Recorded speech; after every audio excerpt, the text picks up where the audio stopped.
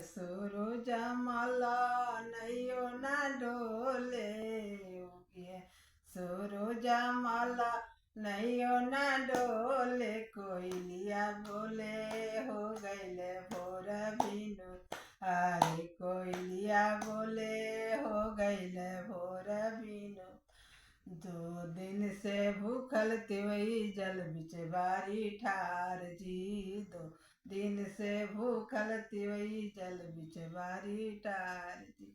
हाथ में कलशुप लेके कल से कल इंतजार जी